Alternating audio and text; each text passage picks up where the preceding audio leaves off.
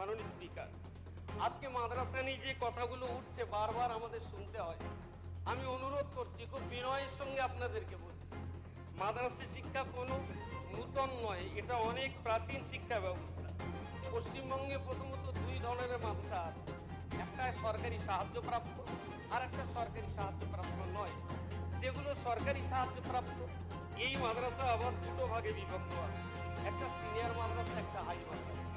মনে রাখতে হবে এই মাদ্রাসাগুলোর নামই শুধু মাদ্রাসা, একেবারে হাই স্কুলের যাবতীয় সিলেবাস, বাংলা, ইংরাজি, অঙ্ক, ভূগোল, বিজ্ঞান, ইতিহাস সমস্ত সাবজেক্ট সেখানে পড়ানো হচ্ছে।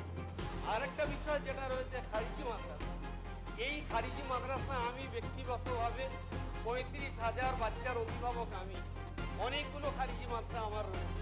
আমি মাননীয় মন্ত্রী মহোদয়কে অনুরোধ করছি, আমন্ত্রণ জানাচ্ছি, এই মাদ্রাসাগুলো তারা পরে প্রথমে ভাবতে হবে কোন সমাজ থেকে তারা উঠে আসে, কত গরিব জায়গা থেকে তারা উঠে আসে, এবং তারা খারিজি মাদ্রাসায় পড়ে বলে এই নয় যে তারা কোনো সরকারি স্কুলের সঙ্গে তাদের সংযুক্ত নেই। তাদের থাকা খাওয়ার যাবতীয় ব্যবস্থা আমাদের করতে হয়। পাশাপাশি তারা কাছাকাছি কোনো না কোনো প্রাইমারি স্কুল, কোনো না কোনো হাই স্কুল, কোনো না কোনো সিনিয়র মাদ্রাসা, কোনো না কোনো হাই মাদ্রাসার সঙ্গে তাদের অবশ্যই টাই আপ রেখে, অবশ্যই তাদেরকে টাই আপ করেই আপনি জানবেন। এটা কিন্তু এটা বলছেন এখানে মাননীয় স্পিকার সাহেব কিন্তু বলেছেন, যেটা গোটা দুনিয়া দেখছে, লাইভ চলছে। যত চিৎকার চেঁচামেচি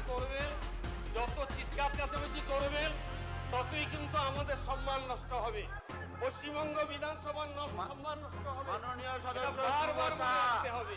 মাননীয় সদস্য ডাক্তার, ইঞ্জিনিয়ার সবই তৈরি হবে। আমি মাননীয় মন্ত্রীকে অনুরোধ করছি, মাননীয় মন্ত্রীর কাছে আমি বিনয়ের সঙ্গে দাবি করছি, আপনি আসুন, এই প্রতিষ্ঠানগুলো দেখুন। বাংলা, ইংরেজি, অঙ্ক, ভূগোল, বিজ্ঞান, ইতিহাস সমস্ত কিছু আমরা পড়ানোর পরেও কেন এই কথা আমাদের শুনতে হবে, কেন এই কথা আমাদের বলতে হবে? সমস্ত শিক্ষা ব্যবস্থার সঙ্গে আমাদের শিক্ষা ব্যবস্থা এই খারিজি মাদ্রাসা থেকে পাশ করা ছেলে তারাও একটা দিন ভালো ডাক্তার হচ্ছে, মাস্টার হচ্ছে, ইঞ্জিনিয়ারও হচ্ছে। চলবে কিনা? সংবিধান যেখানে অধিকার দিয়েছে, সংখ্যালঘুদের যে অধিকার রয়েছে, সেই সংখ্যালঘুদের অধিকার